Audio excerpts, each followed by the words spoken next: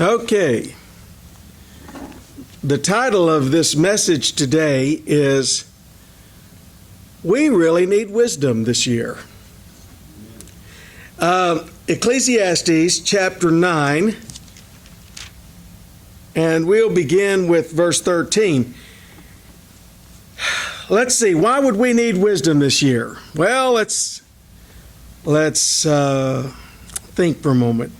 Impeachment, election, conflict in Iran, conflict in many other parts of the world.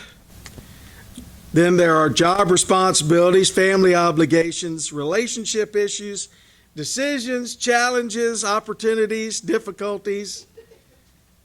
The list goes on. Now, I want to remind you that Ecclesiastes is a book that allows us to think through what life really is about. This is the way one of my study Bibles introduces the book. Life seems inconsistent, unpredictable, and unfair at times. Regardless of the generation, regardless of the time in history, the righteous and the wicked have the same experiences, face the same trials, grapple with the same problems, and all end up in the grave. Encouraging, isn't it? As people grow older, I'm one of them. As people grow older, they look back and see that life is but a breath, a vapor. It passes so quickly. What is its purpose? Have we sought after the right things? Have we lived as we should? So if we're going to face life as it is, not as we want it to be, we're going to have wisdom. And Solomon, after all, arguably the wisest who ever lived, has the wisdom to look at life and see what it's all about. Now, I will remind you that although wisdom is gained through observation and life experiences, listening to other wise people, wisdom originates with God. You really can't have wisdom without Him. The key word in Ecclesiastes is vanity, the futile emptiness of trying to be happy apart from God. The preacher is called Koheleth in the Hebrew, the preacher. Traditionally taken to be Solomon, the wisest, richest, most influential king in Israel's history, looks at life under the sun and from the human perspective declares it to be empty. Power, popularity, prestige, pleasure, nothing can fill the God-shaped void in a person's life but God Himself. And once we see life from God's perspective, life takes on meaning and purpose. Skepticism and despair melt away when life is in view as a daily gift from God. This is what Moses said. Moses summoned all Israel. This is in Deuteronomy 29. Moses summoned all Israel and said to them, "You've seen with your own eyes everything the Lord did in Egypt to Pharaoh, to all his officials, and to the entire land. You saw with your own eyes the great trials and the great signs and wonders. Yet to this day the Lord has not given you a mind to understand, eyes to see, or ears to hear." What does that say?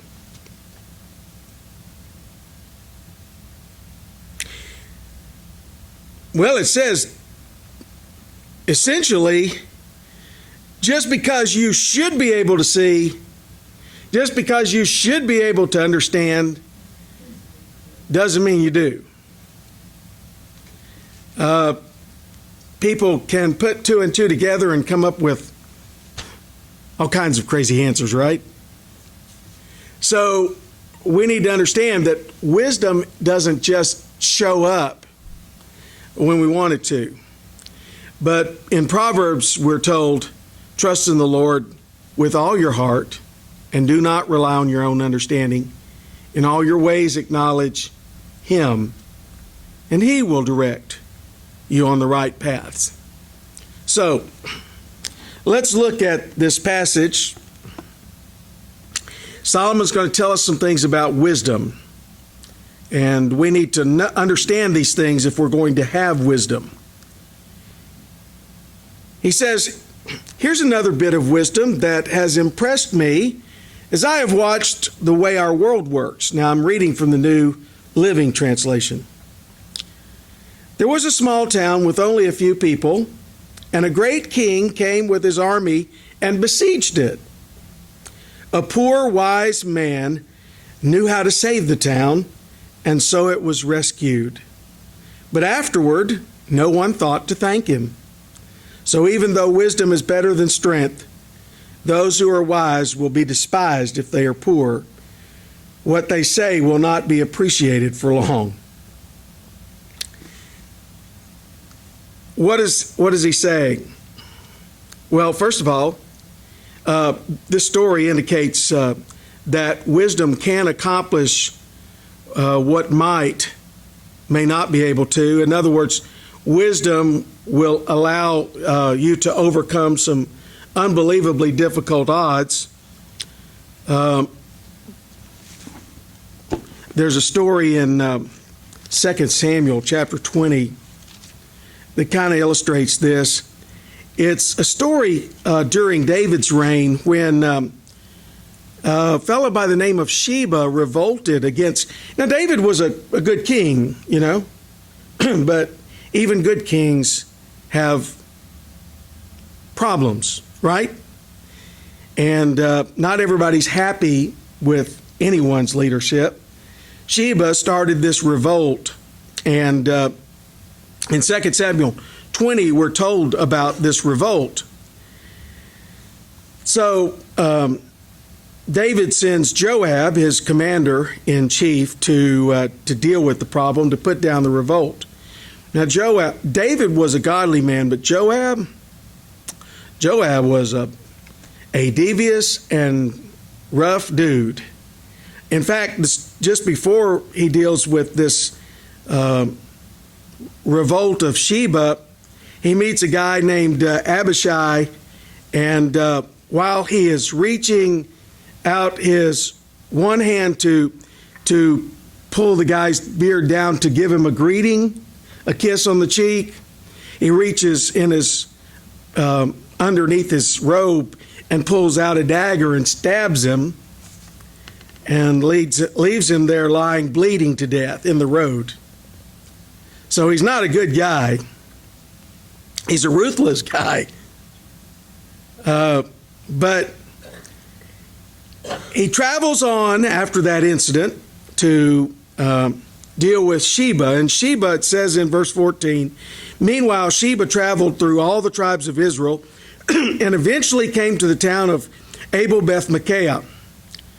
All the members of his own clan, the Bichrites, assembled for battle and followed him into the town. When Joab's forces arrived, they attacked the city. They built a siege ramp against the town's fortifications and began battering down the wall. But a wise woman, I like that. See, we're not even dealing with a poor man now. We're dealing with a wise woman now. But a wise woman in the town called out to Joab, "Listen to me, Joab. Come over here so I can talk to you." I guess he was willing to do that since she was a woman, and she probably didn't seem much of a threat to him. As he approached, the woman asked him, "Are you Joab?" "I am," he replied. So she said, "Listen carefully to your servant." "I'm listening," he said. Then she continued, "There used to be a saying, if you want to settle an argument, ask advice at the town of Abel. I am one who is peace-loving and faithful in Israel, but you are destroying an important town in Israel. Why do you want to devour what belongs to the Lord?" And Joab replied, "No, remember, Joab's not godly. He's not kind. He's not compassionate. But he will listen to reason. And Joab replied, believe me, I don't want to devour or destroy your town. That's not my purpose. All I want is a man named Sheba, son of Bichri, from the hill country of Ephraim, who has revolted against King David. If you hand over this one man to me, I will leave your town in peace. She goes back, talks to town leaders, and they throw Sheba's head over the wall. And Joab and the army, they leave. That's what we're talking about. Not necessarily the brutality of it, but better that one man's head roll than the whole city be destroyed, right? So that's the kind of thing we're talking about. Wisdom can lead you to do some things that will prevent further destruction. Wisdom can accomplish a lot. But also here's something else. Wisdom can come from the least likely sources. In this passage in Ecclesiastes, it comes from a poor man who happens to be wise. In the revolt of Sheba, it comes from a woman. Anyone can exhibit wisdom, can have wisdom, can find wisdom. You don't have to be in the upper echelon. You don't have to be a ruler. You don't have to be an educator or a scientist or an expert to be wise. In fact, some of the wisest people I think I've ever met were sitting on a country porch. I'm serious. They just had wisdom, the wisdom of years, the wisdom of following the Lord. They just had that kind of wisdom. They could see through things, you know? You know what I'm talking about? Things that might confuse other people, they could see right through it. Now, here's another observation from this story. Just because it's wisdom doesn't mean it's necessarily appreciated or accepted. And I can tell you, after being a pastor for 45 years and listening to people ask me for godly advice that I know and they know they are not going to accept, I can tell you that it is frustrating. Now, if you think that just because the best idea or the wisdom of the moment is going to succeed, it's going to be accepted, it's going to be appreciated, I can tell you that's not always the case. In fact, sometimes it's not even likely to happen. I've sat in that, not in this office. Well, I have sat in the office too, but I've been a pastor and I've had couples come to me supposedly wanting to save their marriage. But I could tell in the first few moments of talking with them that they were not going to be willing to do what it would take to save their marriage. And ultimately it didn't. It was just an exercise in frustration for me and for them. You know what they really wanted? They wanted me to approve their decision, or they just wanted to be able to say, well, at least we tried. They could tell their family, we went to the pastor and we talked to the pastor. Yeah. So I know that you're not always appreciated just because you're wise. Now, that's no reason to be foolish, right? But don't expect people to accept your wisdom just because you give it. And then here's an additional thing in the next two verses. Better to hear the quiet words of a wise person than the shouts of a foolish king. Better to have wisdom than weapons of war. Notice wisdom is better than weapons of war. But one sinner can destroy much that is good. Here's the deal. The loudest voice isn't always the one proclaiming wisdom. Usually it's the quiet voice. The voice of reason, the voice that's thought through the issue, not the one that's upset and angry and shouting and ranting. That's not where you're going to find wisdom. I think my mother used to say, "Let cooler heads prevail." You ever heard that?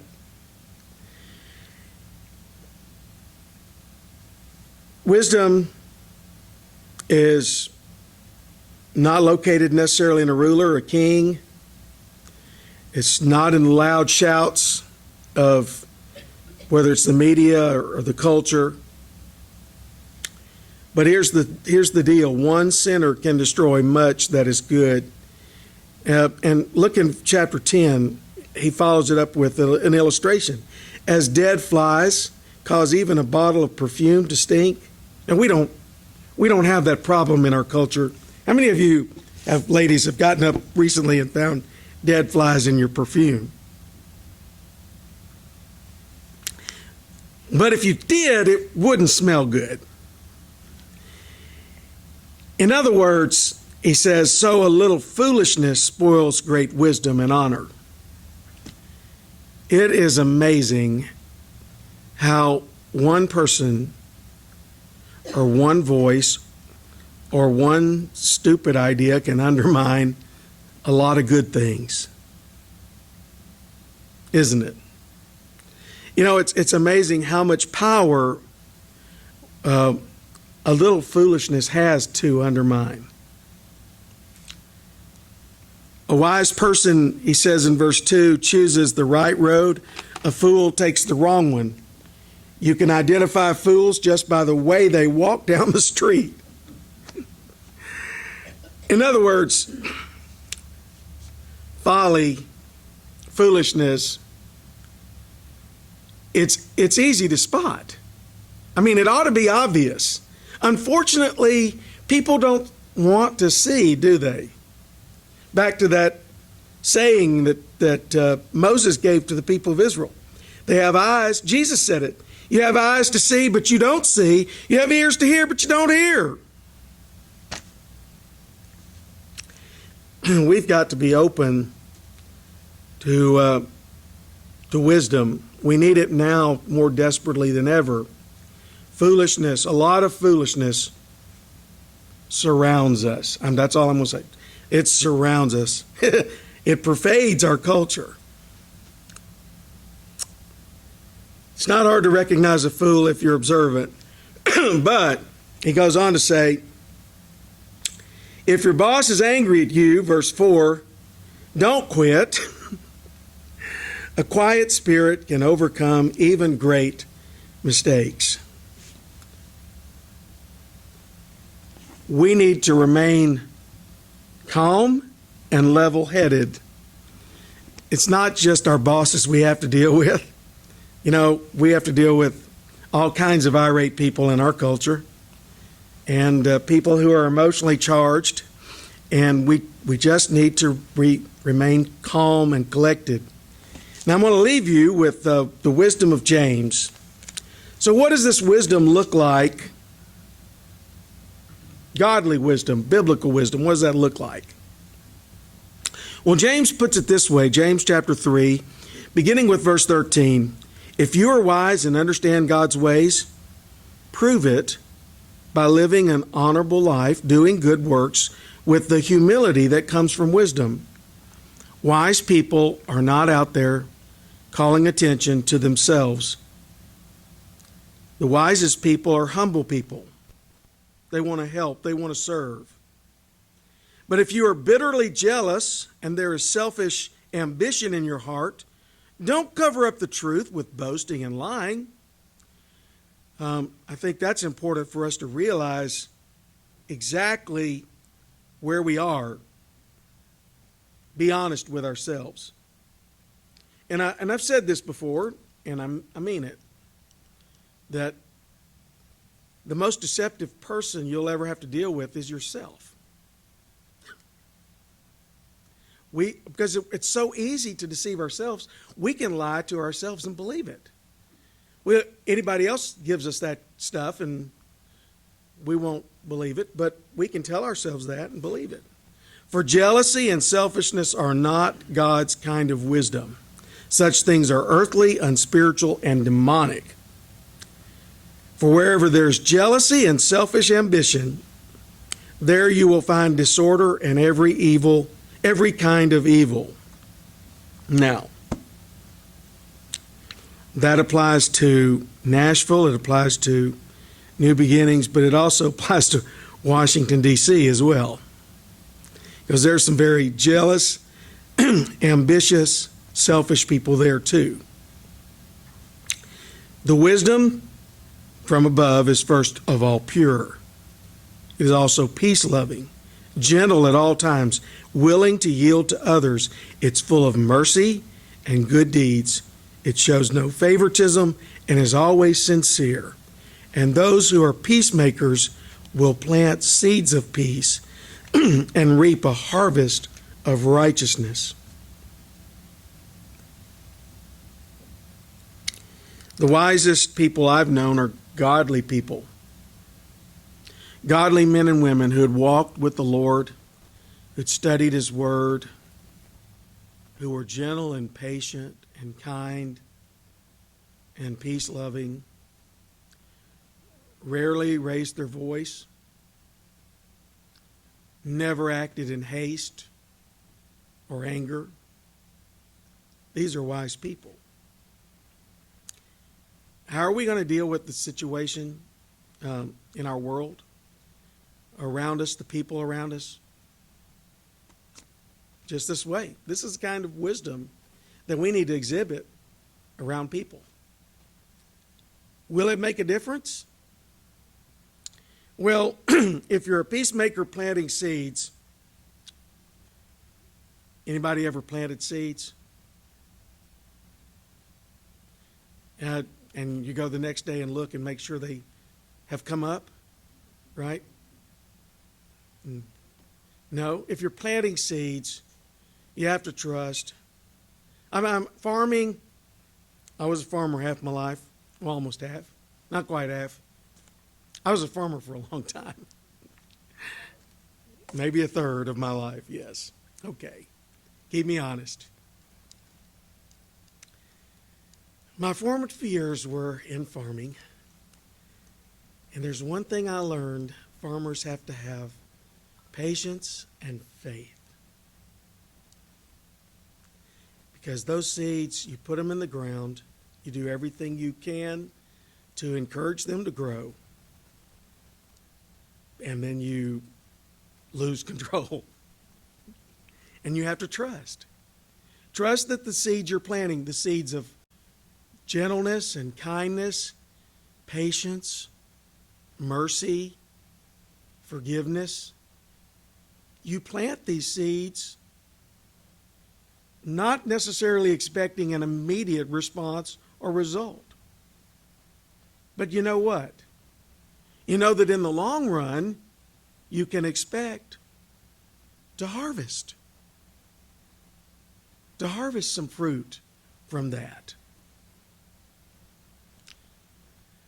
So I want to encourage you to continue to pursue wisdom, God's wisdom, and I want to encourage you to be patient and not get off track, because in the long run, it will pay off.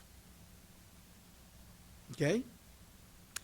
You ready for some wisdom this coming year? You're going to need it. You're going to need it.